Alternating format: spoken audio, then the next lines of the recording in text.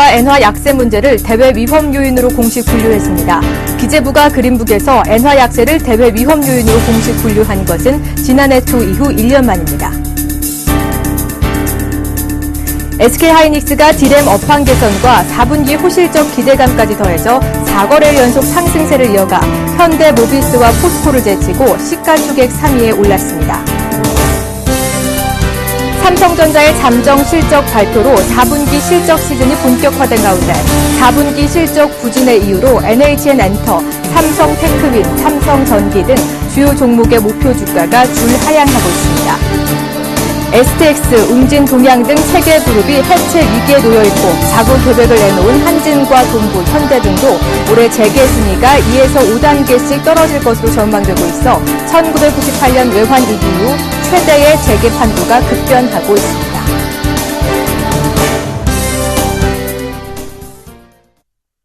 안녕하십니까. 오늘장 내일장의 정혜림입니다. 주요 이벤트를 앞두고 관방심리가 짙어진 오후장입니다.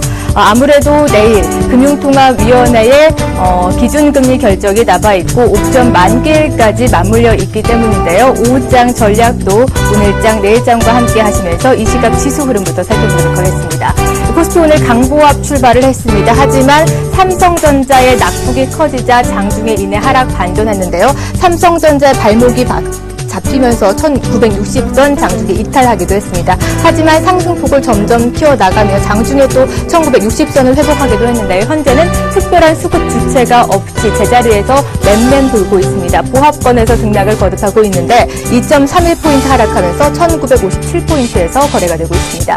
수급도 함께 체크해보도록 하겠습니다. 외국인만 나홀로 3거래일째 매물을 사들이고 있습니다. 1,349억 원 매물을 사들이고 있는데 매수 우위 나타내고 있고요. 개인이 장 초반에는 매도로 가닥을 잡았는데 후반 들어서 소폭의 매수 보여주고 있습니다. 86억 원 매수 우위 나타내고 있고요. 기관만 나홀로 1,500억 원이 넘는 물량을 쏟아내면서 지수를 끌어내리고 있습니다. 이어서 코스닥도 살펴보도록 하겠습니다. 오늘 코스피보다는 코스닥의 선전이 두드러지는 모습 보여주고 있습니다. 오늘 코스닥 강보합 출발을 했는데요. 상승폭을 꾸준히 장 후반으로 갈수록 상승시키고 있습니다. 장중에 한 달여 만에 510선을 회복한 모습 보여주기도 했는데요. 지금은 약간 밀리긴 했지만 4.97포인트 상승하면서 509선에서 거래가 되고 있습니다. 수급도 체크해 보도록 하겠습니다. 코스닥 시장에서는 나홀로 외국인만 사자세 이어나가고 있습니다. 296억 원의 매수 물량을 사들이고 있고요. 개인과 기관이 동반 매도 우위 나타내고 있습니다. 개인은 159억 원, 기관은 119억 원 매도 우위를 나타내고 있습니다. 이어서 시가총액 4개 종목으로 넘어가 보도록 하겠습니다. 거래소 시장부터 가보죠. 이 대장주 삼성전자 어닝 쇼크의 후폭풍에 오늘 1,130원을 다시 하회했습니다. 1.30% 빠지면서 128만 원 선에서 거래가 되고 있고요. 오늘 현대차 장초에 조정을 받긴 했지만 지금은 0.44% 오르며 23만 원에 거래가 되고 있습니다. 오늘 SK하이닉스의 선전이 눈에 띕니다. 출발하자마자 52주 신고가를 또다시 경신하기도 했는데요. 미국의 마이크론 호실적의 동반 강세 흐름 이어나가고 있습니다. 현재 3.3%가 넘는 상승을 보이면서 39,000원 선에서 거래가 되고 있고 한국전력이 10종으로 많이 뛰어 올랐습니다. 지금은 조정을 받고 있는데요. 35,000원 선에서 거래가 되고 있습니다. 이 장 후반으로 갈수록 네이버가 조정을 받으면서 순위가 좀 뒤바뀌기도 했습니다. 네이버 1% 이상의 조정받으면서 69만 원, 70만 원 다시 이탈한 모습 보여주고 있고요. 신한지주 1.45% 상승률 보이면서 45,000원 선에서 거래가 되고 있고 현대중공업이 1% 이상의 조정받고 있습니다. 코스닥 시총으로 넘어가 보도록 하겠습니다. 오늘 셀트리온의 강세가 눈에 띕니다. 장중에 8%가 넘는 지금은 10% 이상의 높은 상승률 보여주고 있는데요. 외국계 창구를 통해서 계속 매수 주문이 들어오고 있습니다. 매각 기대감까지 고조가 되면서 48,000원 선에서 거래가 되고 있고요. 파라다이스도 4분기 실적이 좋게 나올 것이라는 전망과 함께 오후장 들어 상승폭을 확대해 나간 모습입니다. 11% 이상 오르면서 28,000원 선에서 거래가 되면서 시총 2위로 뛰어 올랐습니다. 오늘 전반적으로 홈쇼핑주가 약세 흐름 이어나가고 있는 모습이네요. 이어서 7위부터 12위 종목 살펴보도록 하겠습니다. 혼조 양상 흐름 보여주고 있는데요. 장 초반에 조정 영향을 받았던 CJ ENM 오후 들어서 강세 보이고 있습니다. 1% 이상 오름세 보이면서 31,600원에 도달한 모습 보여주고 있고요. 메디톡스가 엘러건사와 수주 계약을 따내면서 오늘 강세 기조 이어나가고 있습니다. 이어서 4분기 실적까지 좋을 것이라는 전망이 나오면서 현재 12% 급등 움직임 보여주고 있는데요. 18만 원 선에서 거래가 되고 있습니다. 이어서 외환 동향 살펴보도록 하겠습니다. 오늘 역외 환율을 반영해서 강보합 출발을 했지만 장중에 이내 하락 반전하기도 했습니다. 상승폭을 점차 줄여나가면서 1,064원대까지 밀려나는데요. 현재 3원 90전 내린 1,064원 40전에 거래가 되고 있습니다. 지금까지 2시 구간 시황 살펴봤고요. 이어서 뉴스 클립으로 다시 찾아오겠습니다.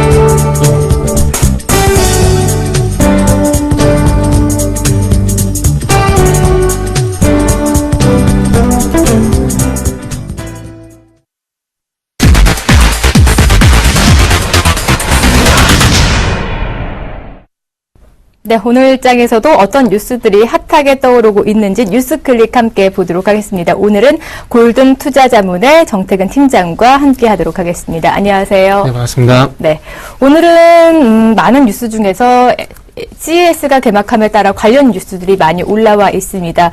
오늘 그중에서도 뉴스 살펴보도록 하겠는데요. CES 전반에 관한 내용 오늘 살펴보도록 하겠습니다.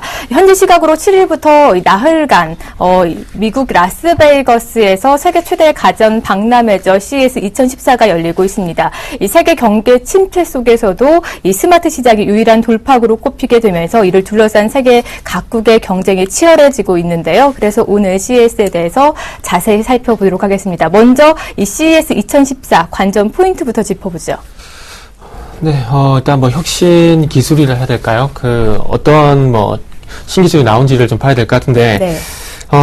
조금 많이 규모가 좀 커져버린 것 같아요. 예전 같은 경우에 순수하게 가전제품 런칭쇼, 이런 느낌이었는데, 이제는 어떤 가전제품이라든지 어떤 IT 제품에 대한 어떤 신기술, 어떤 공개장이 좀 되고 있는 것 같습니다. 5가지 혁신 기술을 좀 보면 될 것 같은데요. 이 부분 같은 경우에는 준비한 화면을 좀 같이 보시면서 좀 말씀을 드릴게요. 지금 스마트 기기가 나가고 있네요. 화면을 준비한 화면을 같이 볼 건데, 어떤 부분이냐면은 일단 5가지로 요약이 좀 될 것 같아요. 3D 프린터, 그리고 스크린의 대형화, 그리고 스마트카, 스마트홈, 그리고 우리가 잘 아는 웨어러블 디바이스, 이렇게 보시면 될 것 같은데요. 3D 프린터 같은 경우에는 3차 산업혁명, 대량 생산, 제조 기술의 혁신이라는 얘기가 나오고 있고요. 그리고 스크린 같은 경우에는 패널의 어떤 대형화라 좀 보시면 될 것 같습니다. 좀 더 선명해지고, 그리고 좀 더 커지고 있는, 패널이라 보시면 될 것 같은데, 스마트폰, 그리고 태블릿 PC에 이어서 대형 OLED, 그리고 울트라 UHD TV라 좀 보시면 될 것 같습니다. 지난주 스마트카 같은 경우에는, 정말 이런 시대가 올까요? 무인 자동 운전 시스템을 탑재한 안드로이드 OS를 현재 탑재할 거라는 얘기가 나오고 있는데, 그러니까 이제 운전 면허증이 필요 없는 시대가 좀 오는 것이 아닌가 생각이 되고 있습니다. 그래서 이런 부분들뿐만 아니라 자동차 도난이라든지 위급 상황, 길 안내, 차량 위치 추적, 이런 부분들에서 보시면 될 것 같고요. 그 다음은 스마트홈인데, 요거는 예전에 영애 씨인가요? 김남주 씨가 자이란 아파트를 선전하게 되면서 유비쿼터 시스템 이래가지고 전자동으로 불을 켜고, 그리고 예전에 보신 적 있죠? 네, 그런 시스템이라 좀 보시면 될 건데, 이런 부분들이 어떤 실적의 상용화, 이렇게 보시면 될 것 같아요. 이전 같은 경우에는, 예전 같은 경우에는 어떤 또 다른 제어 시스템이 있었지만 이제는 스마트폰이나 스마트 기기를 통해서 이런 전자 제어가 좀 가능한 시스템이라고 좀 보시면 될 것 같아요. 뭐 인텔리전트 하우스라는 어떤 그 표명을 가지고 있는데 여러분 참고하시면 될 것 같고요. 자, 웨어러블 디바이스 이제 있는 스마트 기기라 보시면 될 것 같은데 이 부분이 또 앞으로 얼마만큼 발전을 할까요? 지금 뭐 구글 글래스라든지 그리고 스마트워치 이런 부분들이 나오고 있는데 좀 더 진화된 어떤 스마트 기기들이 과연 나올 것인가 이런 부분들에 좀 포커스가 맞춰져 있습니다. 그래서 스마트 기기들 같은 경우에 뭐 건강관리 헬스케어 기능들이 들어가 있는데 말씀으로 드리면 조금 실감이 안 날 것 같아요. 준비한 화면을 이것도 같이 보시면서 말씀을 드릴게요. 네. 1차적으로 먼저 그 울트라 TV 뭐 최근에 뭐 대형 패널이라 얘기를 하고 있는데 지금 화면을 좀 같이 보시면은 지금 TV로 그 화면에 TV가 좀 나가고 있습니다. 이게 뭐냐면은 105인치라 보시면 될 것 같아요. 105인치 플렉서블, 그러니까 휘는 UHD TV라 보시면 될 것 같은데 네. 앞에 앞에 나오시는 사람이 사람이라 표현을 쓸게요. 뭐 인물이라기보다는 네. 그 한상범 LG 디스플레이 사장이신데 LG 쪽에서 이렇게 전략적으로 상당히 공을 들이고 있다 보시면 될 것 같습니다. 뭐 OLED TV 같은 경우는 아직까지 상용화에 좀 상용 시간 좀 걸릴 것 같고요. 그래서 지금 LCD 쪽인 UHD TV 이쪽을 좀 이제 살리려고 노력을 하고 있고요. 자, 다음 기술은 스마트카입니다. 그러니까 이제 자동차를 지금 현대차가 이제 구글과 그 합작을 하게 되면서 자동차 제어 시스템, 그러니까 스마트카 시대를 현재 열려고 하고 있는데 기존에 우리가 가지고 있는 스마트폰이라든지 그리고 구글 글래스를 통해서 자동차를 시동을 건다든지 아니면 자동차 어떤 그 연료라든지 어떤 시스템에 대해서 직접적으로 제어를 한다 보시면 될 것 같은데, 지금 현재 SK텔레콤 광고를 보시면은 자동차의 어떤 그 시스템을 스마트폰에 알려주는 그런 부분들이 현재 광고가 좀 나오고 있거든요. 그래서 이런 부분들과 연결시켜서 좀 보시면 될 것 같고요. 자, 다음은 스마트홈 시스템. 이 부분 같은 경우에는 말 그대로 스마트 기기로 가정 안에 있는 모든 것들을 다 제어하신다 보시면 될 것 같아요. 뭐, 전등이라든지, 뭐, 세탁기, 냉장고, 에어컨, 그리고 뭐, 침실, 그리고 불밝기, 이런 부분들까지 전체적으로 스마트폰, 그리고 웨어러블 기기를 통해서 제어를 하신다고 보시면 될 것 같아요. 그래서 지금 나가는 화면은 그 삼성의 스마트홈 개념도라고 보시면 될 것 같습니다. 자, 다음 마지막으로 우리가 기대를 하고 있는 웨어러블 기기. 자, 항상 그 이미지 컷은 상당히 세련되게 나오는 것 같아요. 네. 이전에 그 삼성에서 나온 스마트워치 같은 경우에도 네. 이미지 컷은 상당히 좋게 나왔었는데 실질적으로 우리 작가분도 그걸 하고 계시더라고요. 네. 근데 상당히 좀 실망스럽던데 과연 LG에서 이게 지금 라이프밴드 터치라는 제품이거든요. 그래서 이 부분을 통해서 헬스케어 기능이 들어야 한다고 하겠는데 저는 이 이미지 컷과 같은 제품이 만약에 나오게 된다면은 좀 인기가 있을 것 같은데 만약에 이미지 컷과 좀 다르다면은 삼성의 스마트워치와 달리 좀 실망이 있을 것 같아요. 네. 이 CES가 해를 거듭하다 보니까 예전에 저희가 상상하던 정말 입는 스마트폰 웨어러블이라든지 뭐 휘는 뭐 텔레비전 그리고 집에서 밖에서도 집 안에 모든 적용을 할 수 있는 이런 스마트홈 시스템까지 현실화되다 보니까 아무래도 다음 연도에 CES 또한 기대가 되는데요. 그렇다면 앞서 말씀해 주신 것처럼 올해 CES는 이 웨어러블 시대가 도래했다고 봐도 좋을 것 같습니다. 또 기존적으로 CES는 TV 제품을 많이 내놓다 보니까 관련 수혜들 또한 많을 것 같은데 수혜주 좀 한번 이번 시간에 살펴보죠. 네, 일단 뭐 웨어러블부터 좀 차례로 좀 보도록 할게요. 이 네. 부분도 좀 준비한 화면을 좀 같이 보면서 말씀을 드릴게요. 일단 웨어러블 같은 경우에는 상당히 종목들이 많이 나와 있더라고요. 그 인터플렉스라든지 파트론, 뭐 네이버, 한솔테크닉스, 디오텍, LMS, 뭐 캠트로닉스, 하이셀, 뭐 시노팩사 같은 종목들이 현재 얘기가 나오고 있고요. UHD TV 관련해서는 그 LG 디스플레이 아무래도 그 대형 패널 같은 경우에 그 LG 디스플레이 좀 생산을 하다 보니까 얘기가 좀 나오는 것 같습니다. 네. 그래서 얼마만큼 뭐 흥행을 할지가 LG 디스플레이 주가에 좀 방향성 결정할 것 같은데요. LG 이노텍, 실리콘웍스, 서울반도체, 한솔테크닉스, 루멘스, TLI, 뭐 미래나노텍 이렇게 상당히 좀 많고요. 스마트홈 같은 경우는 IT 주택이라 보시면 될 것 같은데 최근 어떤 테마성 흐름인 것 같아요. 실적인 수혜는 좀 더 지켜봐야 될 것 같고요. 옴니 시스템, 코콤, 현대통신, 강원미디어, 포스코 IGT 이렇게 좀 보시면 될 것 같고요. 자, 스마트카 같은 경우는 아무래도 관련 반도체 이런 부분들이 좀 부각이 D램과 같은 반도체가 부각이 되고 있는데 스마트카 같은 경우는 SK 하이닉스, 만도, 현대모비스, 유비벨록스, 엠데스테크, 동부하이텍 이런 회사들 좀 보면 되지 않겠나 좀 생각이 들고 있습니다.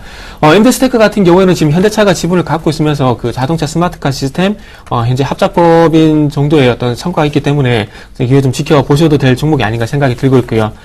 디지털 피트니스 같은 경우는 일단 헬스케어 기능이라 보시면 될 것 같습니다. 유비케어, 뭐 인피니티 헬스케어, 바이오스페이스, 비트컴퓨터 유비케어라든지 비트컴퓨터 같은 경우에는 그 화상 진료, 이런 부분까지 좀 연결시켜 보시면 될 것 같고요. 유비케어 같은 경우에는 SK케미칼이 한 절반 정도, 40% 넘는 지분을 가지고 있기 때문에 향후 SK텔레콤에서 이런 화상 진료에 대한 얘기가 나오게 되면은 충분히 좀 부각이 될 만한 회사가 아닌가 생각이 되고 있고요.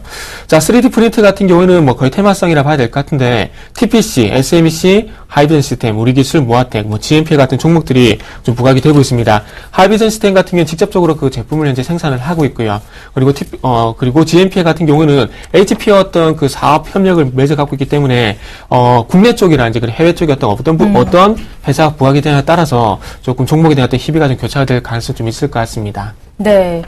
관련 수혜주 살펴보니까 종목들이 너무 많다 보니 시청자분들도 좀 고르기 힘들 것 같은데 이때 좀 옥석 가리기가 필요해 보입니다. 대표님이 좀 눈여겨보시는 탑픽주가 있다면 어떤 종목이 있을까요? 네. 여기 소개가 안 된 종목인데요. 네. 일단 저는 오늘 이번에 나올 기술 중에서 UHD TV, 요게 좀 부각이 될 것 같거든요. 그래서 LCD 쪽이라 좀 봐야 될 것 같은데, 저는 그래서 LTC라는 종목을 좀 준비를 했습니다. 네.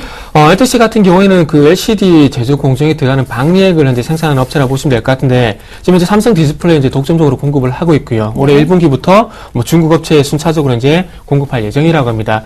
방리액이란 건 그냥 그 디스플레이 표면에 얼마만큼 깨끗하게 닦아주느냐, 그러니까 그 표면이 얼마나 선명하게 나와주게 하느냐, 그런 역할을 하신다고 보시면 될 것 같고요. 어쨌든 TV 패널 면적의 어떤 대형화 추세로 인해서 그 55인치가 주력인 UHD TV에 마찬가지로 보급이 확대가 되면서 방리액에 대한 수요도 마찬가지 증가에 대한 기대감들을 좀 말씀드려보고 싶고요. 재무구조도 상당히 괜찮습니다. 부채비율도 상당히 낮고요. 부채비율 같은 게 82%인데 대신에 그 유동성 비율 같은 경우에는 95%이기 때문에 상당히 높다 좀 봐야 될 것 같고요. 현금성 자산도 470억 정도 가지고 있기 때문에 시가총액 대비해서 35% 정도입니다. 그래서 재무 구조도 상당히 탄탄한 회사라고 좀 보시면 될 것 같고, 어떤 그 전망이 밝은 스몰캡 정도 이렇게 좀 이해를 하시면 될 것 같아요. 네, LTC 지금 찾아보니까 1% 이상 상승률 보이고 있는데요. 지금 접근해도 좋은지 좀 궁금합니다.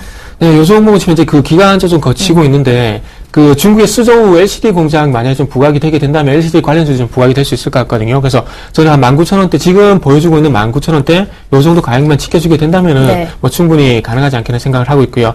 22,000원만 돌파를 하게 된다면은 예상의 어떤 강한 시세도 나올 가능성이 있지 않겠나 생각을 하고 있습니다. 네, 오늘 CES 관련해서 수혜주와 함께 LTC 탑픽 종목까지 살펴봤습니다. 오늘 도움 말씀 고맙습니다. 네, 감사합니다.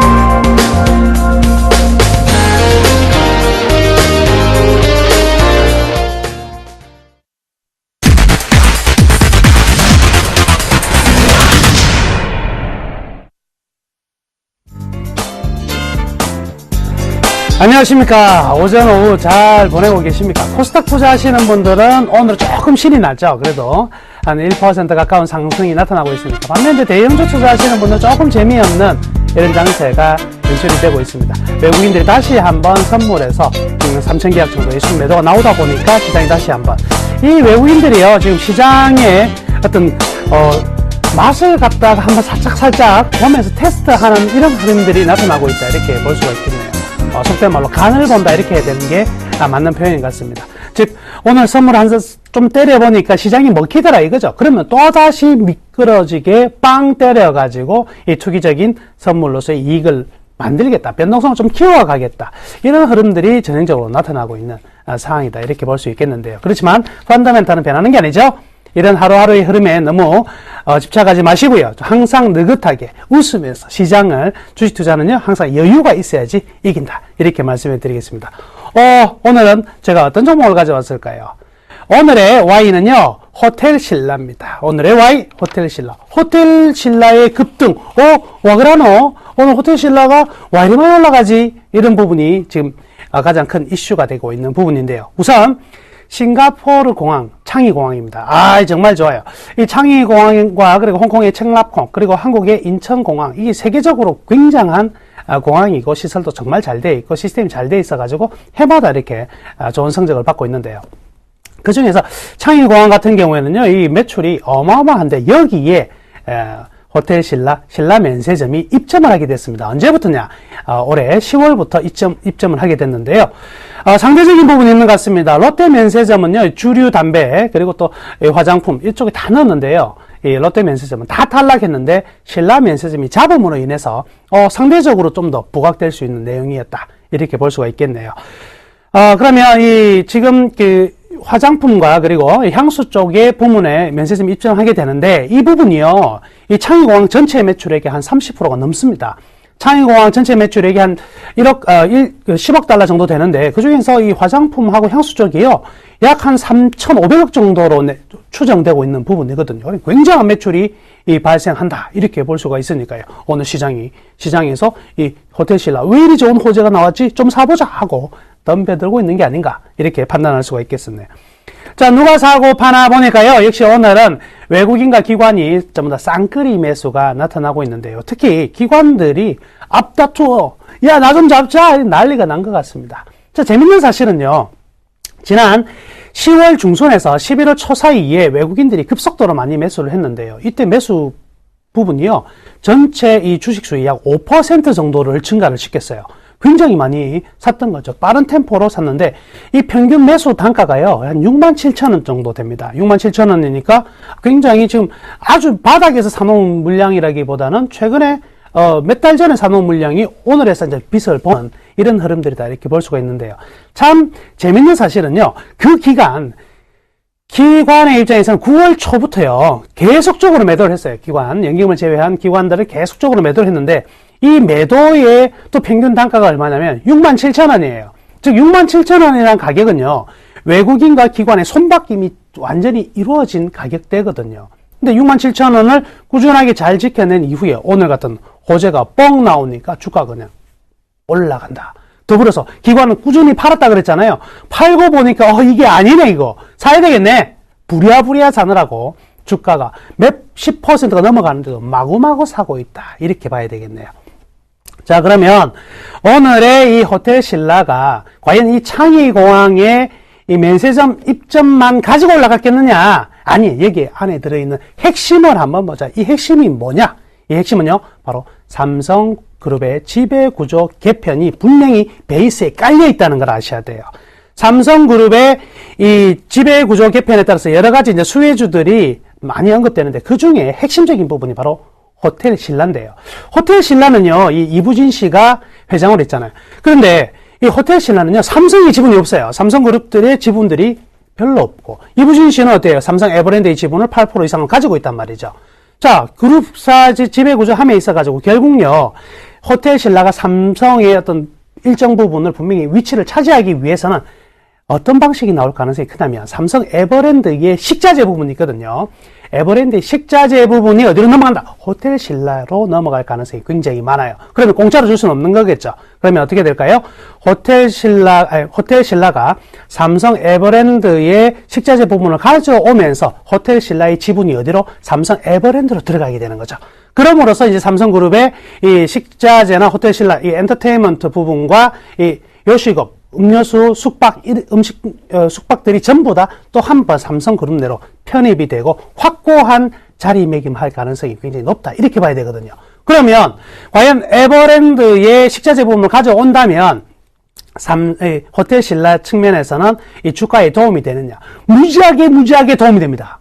그래서 지금 평가를 해보면 대부분의 이제 기관들의 컨센서스에서 어느 정도 나오냐면요. 즉, 만약에 인수가 되었을 때의 적정 주가는요, 10에서 11만원 정도가 나와요.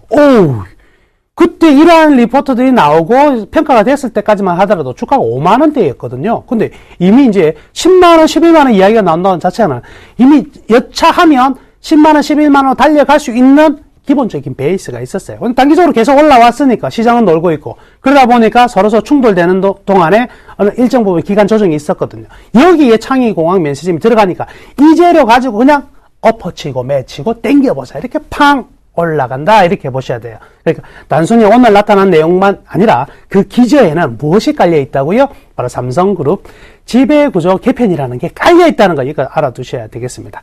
자, 그러면 향후 이제 이 호텔 신라가 어떤 식으로 이제 전개되느냐 본다면 2014년 10월 이후에 이제 드디어 매출액이 발생하는데 이 지금 호텔 신라의 매출액이 한 2조 한 조금 넘어서고 있는 부분이거든요. 3,500억 정도 나온다면은요, 전체 매출의 20%, 영업이익은 30% 정도 증가될 수 있다. 지금 자료화면 한번, 그래프를 한번 보시면은요, 이 호텔 신라의 매출액의 증가 속도가 굉장히 가파랐죠. 굉장히 가파르게 2009년부터 성장을 했는데요. 사실은 일정 부분 이 2013년에는 강하게 치고 나지 못하고 했었는데 2014년은 한 단계 더 레벨업 할 수 있는 단계고 이익이 완전히 급변하는 해가 될 가능성이 높기 때문에 이러한 기대감 충분히 가져도 될 것 같습니다. 또한 삼성그룹의 이 이제 지배구조 개편이 계속 이런 이야기가 나오고 가속화될 때마다 화두에 오를 수밖에 없을 것이고요. 시장이 관심을 받는다면 주식은요 항상 인기를 얻으며 역시 올라간다 이렇게 봐야 되겠네요. 자, 그러면 이런 좋은 전망들 가지고 있는데, 그러면 이제 우리는 웃자고, 어떡할까? 사볼까? No! 절대 지금은 사지 말자. 이렇게 말씀해 드릴게요.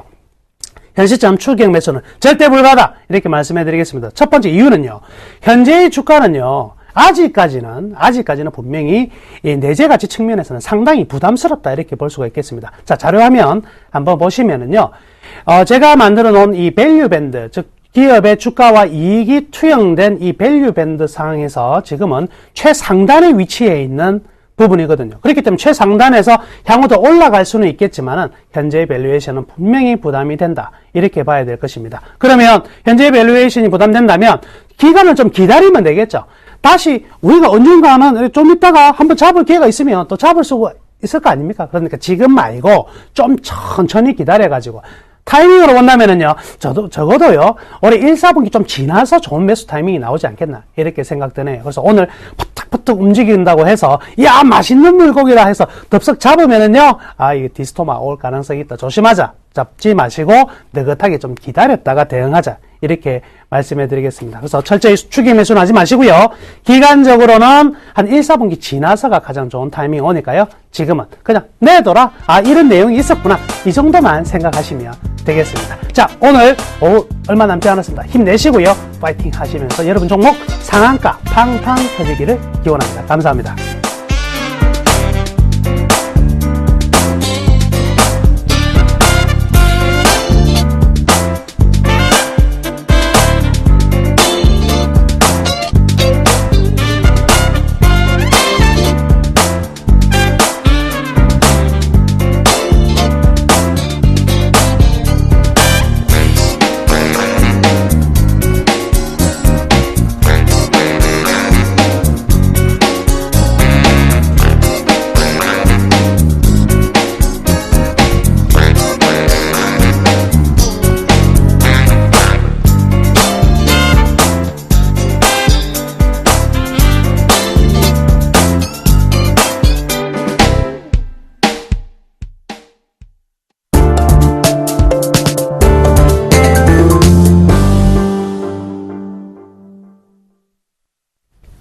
네, 하루 앞으로 다가온 만기일에 1월 만기일 공포가 재현될 수 있을지 궁금증이 집중되고 있는데 이 시각 선물 동향과 함께 내일 옵션 만기를 앞두고 전략까지 꼼꼼하게 세워보도록 하겠습니다. 선물왕주생 김도영 멘토와 함께하겠습니다. 안녕하세요.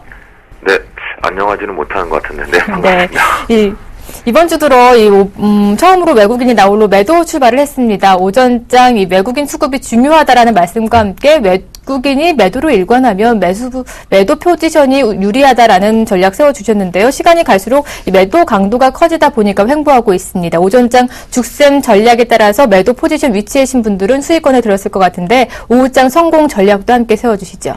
네, 전체적으로 오전장에서 외국인들 오래간만에 매도가 나왔다라고 얘기를 했고, 그 부분에 매도를 또 이제 이게 조정포가 크니까 끌고 가야겠다 하시는 분들은 완전히 오늘 도깨비장에 걸렸을 겁니다. 제가 앞에서 안녕하십니까 해서 안녕하지 못합니다라고 말씀을 좀 드렸던 건 지금 시장은 분명하게 하방 쪽에 베팅이 열려 있었습니다. 열려 있었는데 우리가 이게 지금 도깨비로 위아래로 무지하게 흔들어대는데요. 그 흔들어대는 것이 예측을 하신 분들한테는 들어갈 수 있겠지만 아마 기술적 분석 자체에서도 쉽사리 지금 잡히지가 않았을 겁니다. 그 이유가 뭐냐면 바로 프로그램 베이시스에 의한 변동장세 쪽으로 들어왔고요. 제가 보는 관점에서 오늘 위아래를 무지하게 흔들어내고 밑으로 빠질 때도 음봉의 장대 양봉이 추격을 따라오게 되면 따라가면 손절컷이 나가게끔 유발시키고 매수를 또 따라가게 만들면 다시 손절컷을 만들어내는 음봉들이 만들어지는 도깨비 장소가 지속되는데요. 이게 결국 1월 옵션 만기를 앞두고 워밍업식으로 만들어내는 것이 아닌가 그렇게 판단을 좀 굳이 저도 핑계를 대자면 그렇게 잡는데요. 결론적으로 프로그램 베이시스, 프로그램이라는 것은 원래는 정해져 있는 규칙에 의해서 움직이는데 그 부분 자체가 그 규칙 범위를 벗어나면서 이런 변동을 만들어놔서 도깨비 장세입니다. 수급은요, 꾸준하게 시장이 하락 쪽으로 들어와 있습니다. 개인들의 매수세와 기관계 쪽의 매수세인데 금융투자 창구 쪽, 현재 미결제 추이와 금융투자에서 들어왔던 폭들을 보면 신규 자금들이 들어오는 곳이 좀 없습니다. 그런데 이 금융투자 창구 쪽에서 매수 포지션들을 잡았다가 확대했던 매수 포지션이 축소가 나올 때 보면 그때 미결제가 일부 추이 증가가 나오는 현상들을 좀 만들어냈거든요. 그 관점이라고 한다면 금융투자 창구의 매수 포지션과 이것은 환매수 쪽으로 잡힐 때고 외국인들의 매도 포지션이 5천억대가 넘어가게 되면 이번 롤오버 규모 제외하고 알려져 있는 내용만으로 우리가 토대로 놓고 보면 외국인들은 누적 포지션을 매도로 잡았습니다. 자, 그게 옵션 만기를 앞두고 있는 상태에서 하방 쪽으로 수급이 열렸는데 베이시스로 인해서 위로도 당겨주고 있는 특이한 증상들이 좀 나타나고 있다라고 말씀드리겠고요. 옵션 시장 쪽에서는요, 콜옵션 쪽에 외국인 기관계 양매수 쪽 개인들이 매도 포지션으로 전환됐고 풋옵션 외국인들 기관계 양매수 잡고 개인들 풋옵션 매도입니다. 자, 이 얘기는 무슨 얘기일까요? 옵션 시장 쪽에서 옵션 만기를 앞두고 있는 시점에서 시장이 찌글찌글하니까 우리 개인 투자자분들 많이 배우셨던 그 내용을 생각하는 거죠. 프리미엄 빼기 작업이 있구나. 그러니까 양매도가 들어오거든요. 그런데 외국인과 기관개인 메이저들은 뭐하고 있다? 양매수 쪽으로 잡고 있습니다. 특히나 금융투자 쪽은 일부 쪽에서 매도 압박 부분에 카드를 내고 있지만 전체적으로 외국인들 같은 경우는 이미 화요일날 오후부터 시작된 양매수 전략 포지션들을 좀 잡고 있다라고 보시면 좋을 것 같은데요.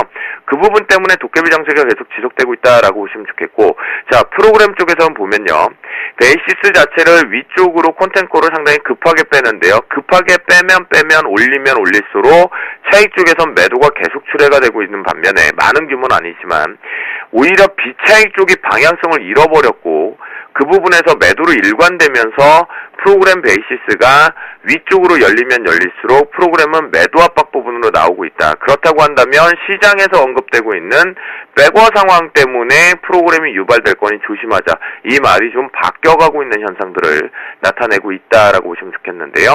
아무래도 파생시장 같은 경우는 전체적으로 이론 부분은 반드시 기본 원칙은 외우고 계셔야 되겠지만 대응할 때 그것이 누적에 의해서 변화 추이가 나타나기 때문에 그쪽은 반드시 분석을 다시 해놓으신다 말씀을 좀 드리겠고요. 자, 금일장 대응 전략 쪽으로 이제 마지막 5장 결론을 내드리면 저라면 오늘 매매를 안 하겠다 싶습니다. 이제 한 20여 분 정도 남은 것 같은데요. 오늘 수익을 챙기셨으면 안 하시는 게 맞고요.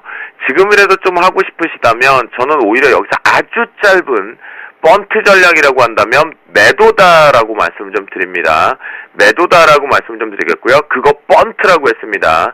몇 틱밖에 나오지 못할 수도 있기 때문에 그 부분 때문이라고 생각을 하니까 짧게 잡자라고 말씀을 좀 드리겠고요. 자, 현재 부분에서는 매도가 좀 유리합니다. 현 가격보다는 좀 위에서 때리는 게 좀 더 유리하겠고요. 그거 안 되면 역시나 여러분들께서 오늘은 마무리를 여기서 수익을 챙기셨다면 또는 손실이 나셨다라고 한다면 도깨비 장소에서 그 부분 머릿속에 지우개로 지우시고 다시 재정비해서 내일 대응하시면 좋을 것 같은데요. 자, 마지막 연결 선물 라인 쪽에 3분봉 쪽을 보면요, 아주 난리 그냥 글쎄요, 완전히 찬바람에 휘날리는 머리카락과 같는 것 같습니다. 뭐, 주쌤 머리가 짧아서 많이 휘날리진 않는데요. 내려왔다가, 제가 이 얘기 드렸죠. 컵 사이즈 중에 A컵 사이즈. 그러니까, 그것도 무슨 뭐 성희롱이라고 생각하지 마십시오.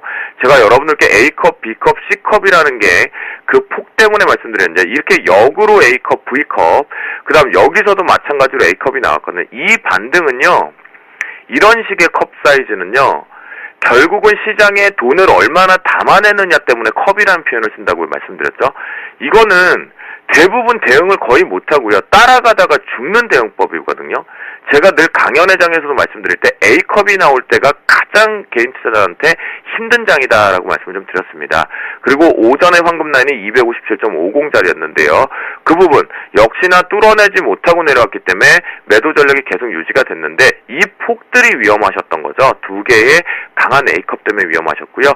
자, 황금 라인 같은 경우는요. 5장 황금 라인 256.80을 여기다 이렇게 설정을 해드리도록 하겠습니다. 현재 지금 이 부분은 올라탔는데요. 역시 지금 올라타는 기준에서 매수 쪽이 잡힌다라고 분명히 맞습니다. 선물항을 계속 보셨던 시청자 입장에선. 그런데 제가 왜 매도가 오히려 번트식으로 났다라고 말씀드렸죠. 계속 초반부터 내려오죠.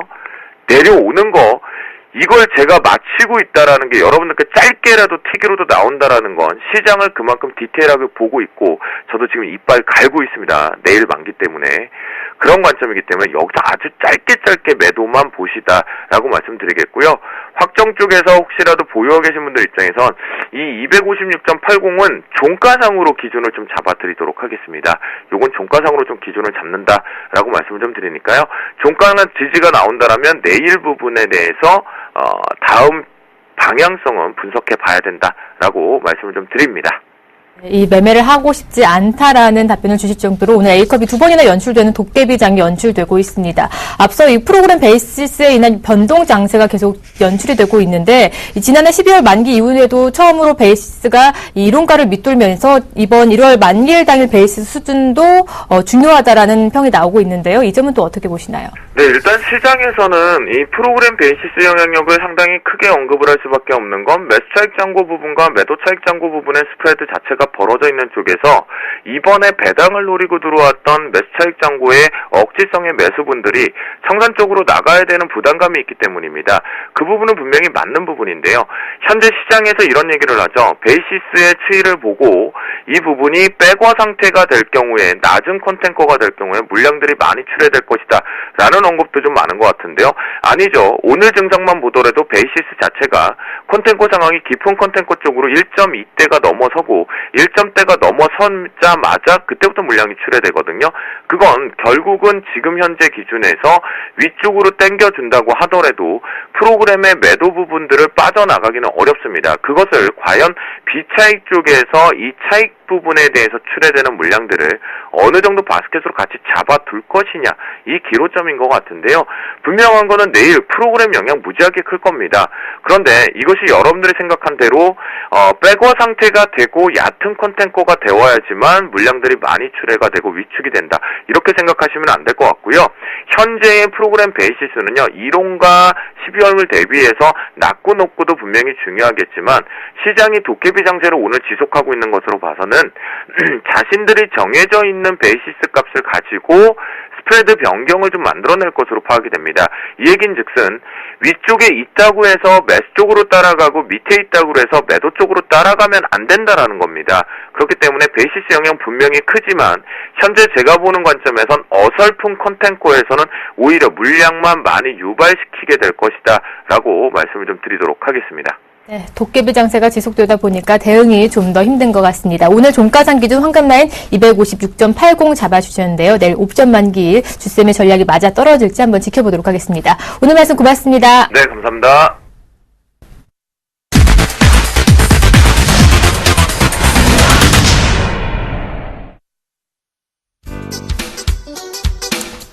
네, 안녕하십니까. 수익의 정성 시간입니다. 네, 벌써 40분이 됐네요. 자, 오늘장 지금 코스피와 코스닥의 되게 상반된 움직임. 코스닥이 1%까지 거의 가까이 치고 올라가는 모습이고요. 장중엔 1% 이상이었죠. 자, 그리고 코스피가 거의 약보합권 수준의 0.0 8%, 1% 정도의 상승폭을 좀 보여줍니다. 자, 내일장 만기일입니다. 어떻게 좀 움직일까요? 좀 영향을 받지 않을까라는 생각이 들고 있는데요. 이 기관들의 매도 움직임과 외인들의 매수 움직임 속에서 분명히 좀 방향성은 틀린 배팅을 좀 하고 있는 것 같은데, 내일은 좀 돼봐야 알겠습니다. 하지만 코스닥 쪽에는 영향이 좀 적지 않을까라는 판단이에요. 그 판단을 보시고서 대응을 하시면 될 것 같고, 너무 큰 하락보다는 그래도 어느 정도 좀 조정이 나올 수 있는 그런 포인트인 것 같습니다. 그러니까 그 포인트 잘 보시고 코스닥을 조금 보셔야 되지 않을까 제가 말씀을 좀 드려볼게요. 자, 본격적으로 프로그램 하기 전에요, 상담을 해드립니다. 이 시간에는요, 제가 수급으로서 상담을 제 스타일대로 해드립니다. 제 스타일을 원치 않으시는 분은 보내지 않으셔도 됩니다. 하지만 저한테 받아보실 분들은 보내시면 돼요. 자, 013-3366-0110번입니다. 자, 013-3366-0110번으로 문자 주시면 제가 상담해 드리고요. 미처 상담해드리지 못한 분들도 제가 계속적으로 도와드리고 있는 거 아실 겁니다. 네, 문자 받아보시고서 대응하시면 되고요. 그리고 방송 끝나고부터 3시부터 4시까지 무료 방송을 통해서 조금 더 가깝게 또 상담도 도와드리고 있으니까요. 그 점 확인하시면 될 것 같습니다. 자, 오늘 제가 한 종목을 정리를 하고 싶진 않은데 좀 정리를 하겠습니다. SM인데요. 오전에 차트민주에서 원칙을 따지기 때문에 3% 손절이 돼서 정리했습니다. 그런데 지금 현재 SM 같은 경우 손절가 제가 41,500원 잡았는데 지금 현재 주가가 41,500원에 딱 걸려 있어요. 일단 조금 빼고 갈게요. 갑자기 오늘 기관들이 너무 많이 던지네요. 가져가도 되는 종목인데, 정말 좋은데, 어제 연기금, 국민연금에서 비중을 11%까지 담았다는 뉴스 기사까지 나왔고요. 그리고 또 하나, 4분기 실적이 정말 좋습니다. 자, 그럼에도 빠진다는 거, 좀 단기적인 차익 실현 물량. 그런데 중요한 것은 12월 내내 담은 기관들의 평균 단가 라인입니다. 이것만 잠깐 보고 가죠. 자, SM인데요. 한 달 동안 기관들이 매수한 물량이요. 몇 주죠? 44만 주 매수를 하고 있어요. 투신권에서 34만 주. 근데 지금 현재까지 투신권에서 지금 잠정치 보자면요, SM 매도 흐름 자체가 수량이 한 3만 8천 주 정도 잡힙니다. 그런데 갖고 있는 비중에 대해서 10분의 1도 안 되는 수준이에요. 자, 그리고 12월 한 달 동안 매수한 상태를 보여드리자면요, 요 포인트잖아요. 요 포인트. 매수를 이렇게 많이 했잖아요. 그쵸? 그런데 지금 현재 주가, 요 부분 많이 빠지고 있다는 거. 그 전에 샀던 물량을 한번 정리하고, 요 포트에서 한번 정리하고 끌어올렸다가 정리하고 다시 또 매수가 이어져 오면서 주가가 다시 상승적으로 전환될 가능성이 높다고 판단이 됩니다. 그러니까 이 포인트가 요런 포인트들인 거죠. 그쵸? 이런 포인트들인 거예요. 요런 포인트들. 그래서 다시 반등이 나올 때 제가 또 가지고 나올 수 있습니다. 하지만 지금 상황에서는 혹시 모를 때 악재에 대비해서 일단 쉬었다가 마이너스 한 6% 정도 났는데요.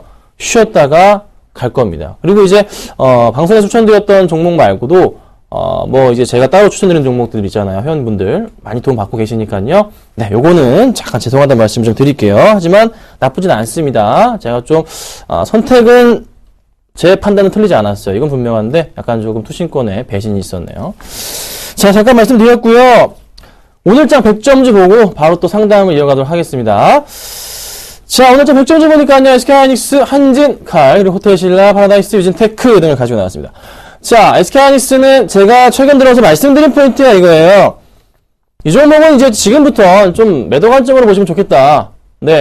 추격 매수 하지 마라. 말씀을 좀 드렸습니다. 오늘 3% 이상 오르는데, 더 간다면은 뭐 4만원 정도가 되지 않을까라는 판단입니다. 오늘 근데 수급이 굉장히 좋게 나와주고 있어요. 자, 외인들이요, 지금 180억 정도 담았고요. 기관들이 한 34억 정도, 수량이네요. 죄송합니다. 외인들이 한 80 얼마죠? 100만 천만 원, 800억인가요? 830억 정도 담았고요. 기관들이 얼마죠? 130억 이상 좀 매수가 들어와주고 있네요. 상당히 많은 물량을 좀 담고 있긴 한데, 흐름상으로 볼 때 차익 실현 욕구가 생기고 지금 대부분의 큰 기관들이 조금 매도 준비를 하고 있는 게 포착이 되고 있기 때문에 제가 말씀을 드리는 거예요. 그렇죠? DRAM 상승 좋은데 한번 쉬었다 갑니다. 그래서 말씀드린 포인트, 재매수 구간은 36,500원 라인입니다. 36,500원 라인에서 조금 다시 재매수하면은 가장 좀 좋지 않을까라는 판단이에요. 21선이 다시 올라가고 있기 때문에 그 포인트 잡고서 대응하시면 좋을 것 같아요. 자, 그리고요. 한진칼 보겠습니다. 자, 한진카운트 상승폭 굉장히 좋았어요. 지금 11% 오르고 있는 모습인데요. 이 종목도 오늘 수급 끌어올려줍니다. 자, 수급을 좀 같이 한번 볼까요? 자, 잠정치인데요. 오늘 보니까요. 잠시만요. 밑에 있습니다. 밑에에요. 보여드릴까요? 여기 있는데 한진카 보이세요? 좀 밑에 잡혔네요. 자, 요 라인 보이세요? 자, 금액으로 말씀드리면 84억, 그리고 기관들이 20억 이상 매수가 강하게 들어와줍니다. 자, 최근 들어서 매수 상황을 보자면요. 기관들이 꾸준하게 잘 사줬어요. 자, 그런데 외인까지 오늘, 네, 가담을 하네요. 그러면서 같이 많이 사주니까 주가가 급등을 해주는 포인트가 잡힙니다. 요 포인트, 지금 좀 더 크게 갈 수 있는 가능성이 있지만, 이 종목을 좀 따라가기에는 약간 좀 리스크가 있는 건 사실이잖아요. 그래서 조금 기다려 보셨다가, 역시나 회사에 대한 문제는 없기 때문에, 21선 라인 정도, 좀 더 내려온다면은, 한 16,000원 정도 라인, 좀 많이 내려야 될 것 같긴 한데요. 보시면 될 것 같고요. 또다시 외인이든 기관이든 강한 차익 실현 물량이 나올 가능성이 큽니다. 그 포인트 같이 보시면 될 것 같습니다. 자, 그리고 오늘 또 한 종목 있죠. 호텔신라. 네, 오늘 이 종목이요. 정말 11% 급등합니다. 자, 급락했다가 다시 급등해주고 있는 이런 포인트 나와주고 있는데, 중요한 포인트는 바로 이거예요. 차트상의 흐름에서는 60일선 라인과 120일선 라인을 깨자마자 항상 크게 반등했던 그런 흐름이 있습니다. 오늘은 그냥 하루 만에 다 올려버리네요. 그 얼마까지 더 갈 수 있을까요? 싱가포르에서의 그 공항 면세점 부분, 2012년도에 하셨던 했던 회사가 3,000억 이상 매출을 올렸답니다. 아마 호텔신라 더 많이 올리지 않을까요? 충분하게 그에 대한 매출 가능성, 확대 가능성이 있기 때문에 주가가 긍정적으로 작용을 하는 거고요. 매출이 정말 크게 증가할 수 있기 때문에 오늘 급등하는 거지만 너무 간다. 수급성으로 볼 때 많은 물량이 들어온 건 사실이에요. 그런데 최근의 수급에서는 그렇게 뚜렷한 매수가 안 보이다가 이제서야 들어왔기 때문에 조금 더 확인은 필요합니다. 당장에 조금 매수가 들어왔다고 해서 좋아할 부분은 아닌 것 같아요. 오히려 이런 단기적으로 많이 들어온 물량 하루 이틀 정도 확인해야 되고요. 차익 실현 물량이 나올 가능성이 크다는 거 좀 확인해야 되기 때문에 보유하고 계신 분들은 내일장 만약에 좀 밀린다면은 조금 비중 축소하시고 다시 올라갈 때 대응하시는 것도 좋을 것 같아요. 자, 그리고 보겠습니다. 다음 종목 볼게요. 다음 종목 보고 문자를 좀 해드릴게요. 네, 파라다이스입니다. 자, 파라다이스도 오늘 굉장히 좋은 흐름이 나타나줬어요. 네, 주가가 9% 이상 급등을 합니다. 자, 이유가 뭡니까? 수급이 있겠죠. 또 다른 이유가 실적 때문입니다. 실적이 좋으니까 주가가 갈 수밖에 없는 그런 흐름이 굉장히 잘 나와주고 있다는 거. 많이 올라가다 내려오긴 했는데 그래도 9% 이상으로 전고점까지 딱 나온 상태입니다. 그런데 차트를 보니까요. 지금 딱 윗골이 길게 달려주면서 전 고점 라인까지 딱 밀려 내려왔어요. 요 포인트. 이런 부분은 약간 좀 안 좋은 부분인데 확실히 치고 올라가 주면서 마감을 해야 되는데 약간 조금 마음에 드는 부분은 아닙니다. 자, 수급 볼게요.